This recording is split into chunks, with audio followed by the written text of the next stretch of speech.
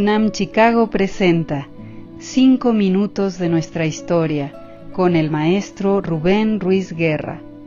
Un espacio en el que recordamos momentos significativos, personalidades y expresiones culturales que han contribuido a construir nuestra forma de ser y de vivir.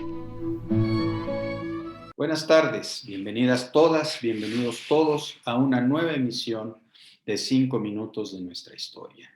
Un esfuerzo ideado, conducido, desarrollado por dos dependencias de la Universidad Nacional Autónoma de México, la UNAM Chicago y el Centro de Investigaciones sobre América Latina y el Caribe de esa universidad.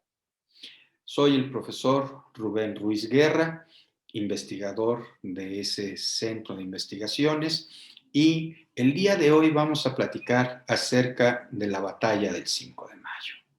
Todos sabemos que el 5 de mayo es un gran día de fiesta para los norteamericanos de origen mexicano y para los mexicanos que viven en los Estados Unidos. Es en verdad una fiesta que se espera con ansia, una fiesta en que en tiempos normales, cuando no estamos con pandemia, se hacen grandes reuniones en donde la gente convive, en donde la gente escucha música mexicana, en donde la gente come alimentos mexicanos, toma bebidas mexicanas. Es un momento de gran convivencia y de refrescar la identidad y de refrescar un gran orgullo por pertenecer a la nación mexicana, por tener vínculos muy fuertes con la nación mexicana.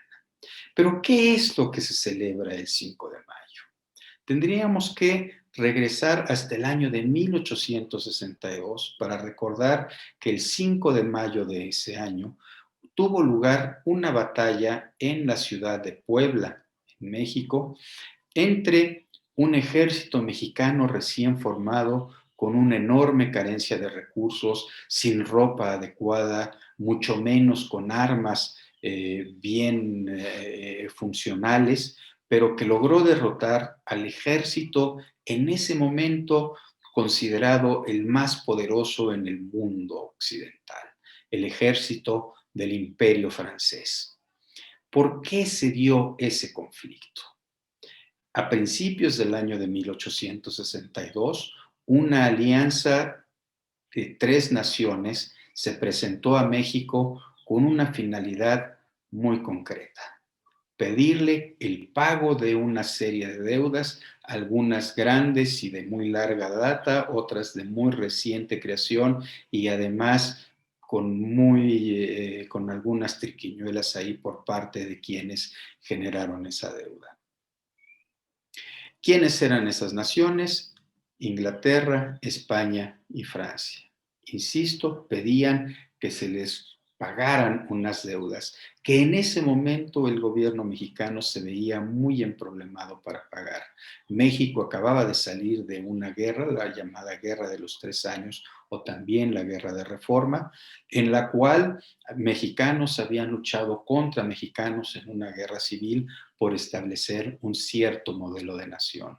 En ese momento triunfaron los mexicanos denominados liberales, que defendían la existencia de una constitución que establecía ya las bases para tener un pacto político y social que diera orden a México. Los perdedores no habían quedado a gusto y habían acudido a potencias extranjeras para ver la posibilidad de que enviaran tropas y que enviaran a alguien que pudiera hacerse cargo del gobierno.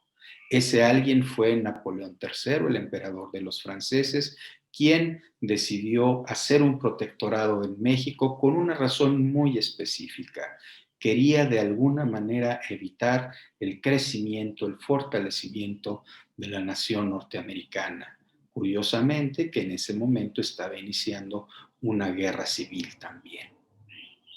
Pues bien, el ejército francés, llegan los invasores, hay negociaciones, el gobierno mexicano logra convencer a ingleses y a españoles de que no hay problema, que se les pagará, y ellos regresan a sus países de origen. Los franceses se quedaron porque no solo venían a cobrar deuda, venían a imponer un protectorado.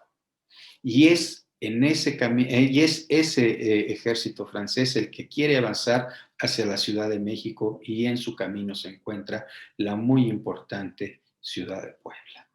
El ejército mexicano se atrinchera en dos fuertes, el fuerte de Loreto y Guadalupe, y el ejército francés va avanzando pues un poco a campo descubierto y tratando de subir unas colinas en donde están situados esos fuertes.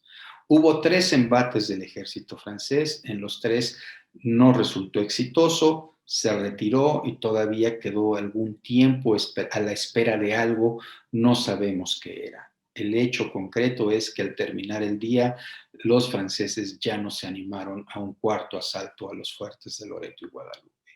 ¿Qué es lo que sucedió entonces?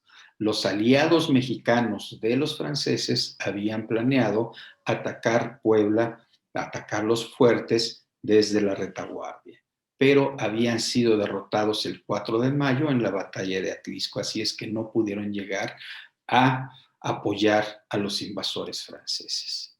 El resultado de esto fue que, como lo dijo el general Zaragoza en su comunicado al presidente Benito Juárez, las armas nacionales se han cubierto de gloria. Un ejército apenas formado, inexperto, sin grandes avituallamientos, había derrotado al ejército más poderoso del mundo. Y esto fue muy importante, porque detuvo el avance de los franceses hacia el centro del país durante un año. Y eso sirvió para varias cosas. La primera, para que el mismo ejército mexicano se reestructurara, pudiera fortalecerse, entrenarse y hacer un gran esfuerzo para poder avituallarse adecuadamente. Pero no solo eso.